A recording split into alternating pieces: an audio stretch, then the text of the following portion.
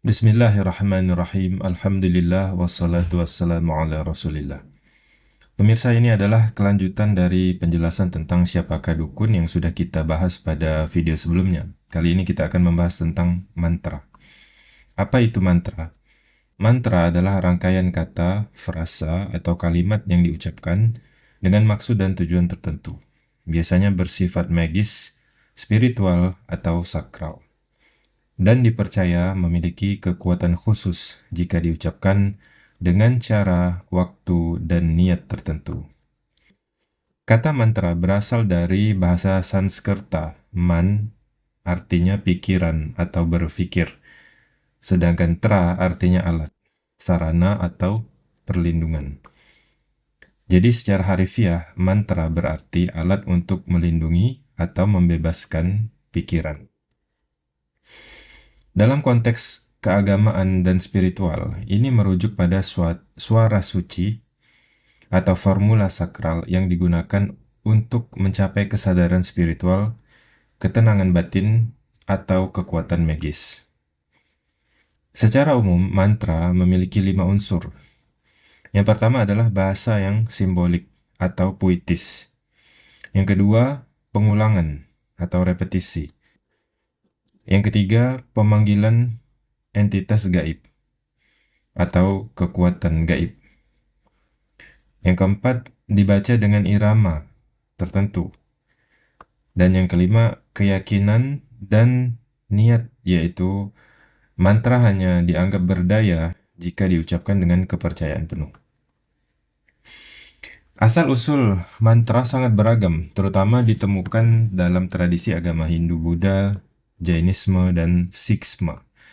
Tetapi konsep serupa juga ada dalam berbagai budaya dan praktik spiritual di seluruh dunia, termasuklah budaya Melayu. Dalam masyarakat Melayu tradisional, mantra memiliki peran yang sangat penting dan meresap dalam berbagai aspek kehidupan. Berbeda dengan mantra dalam tradisi Hindu-Buddha, yang mungkin lebih fokus pada meditasi dan pencerahan, mantra Melayu seringkali lebih bersifat praktis, fungsional, dan terkait erat dengan kepercayaan lokal, adat istiadat, serta unsur-unsur spiritual Islam yang telah menyatu. Meskipun Islam adalah agama mayoritas di kalangan Melayu, praktik mantra ini seringkali merupakan warisan dari kepercayaan animisme dan dinamisme pra-Islam. Mantra di kalangan Melayu tradisional merupakan warisan dari kepercayaan animisme dan dinamisme pra-Islam yang kemudian berakulturasi dengan ajaran Islam. Oleh karena itu, dalam mantra Melayu, kita bisa menemukan perpaduan antara penyebutan nama-nama Allah dan Nabi Muhammad SAW. Kemudian ayat-ayat pendek dari Al-Quran maupun zikir-zikir. Bahasa Melayu klasik, ya, dengan rima dan aliterasi. Kemudian penyebutan entitas spiritual lokal seperti jin, hantu, atau penunggu. Dan perintah atau harapan yang diucapkan untuk tujuan tertentu. Nah, itulah apa yang ada atau terkandung di dalam mantra Melayu tradisional. Mantra Melayu digunakan untuk berbagai tujuan, mencerminkan kebutuhan dan kekhawatiran masyarakat pada masa itu. Misalnya, mantra perlindungan diri dan keluarga.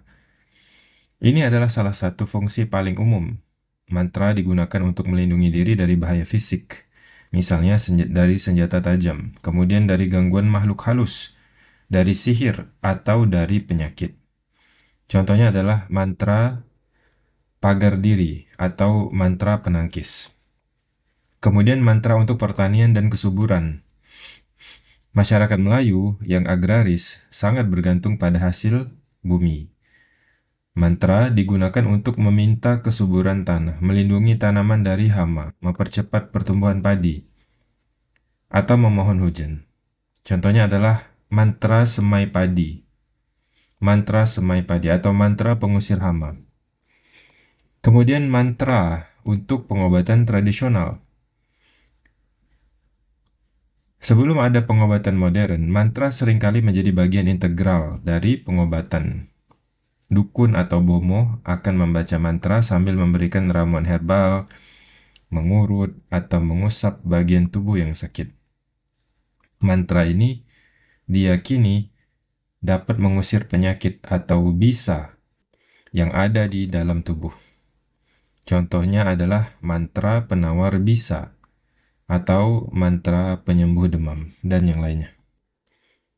Ada juga mantra yang digunakan untuk tujuan romantis, tujuan yang berkaitan dengan asmara percintaan, seperti menarik perhatian seseorang yang disukai, yaitu mantra pengasih atau mantra pemikat, atau untuk memperkuat ikatan cinta, ya, mantra pengikat kasih.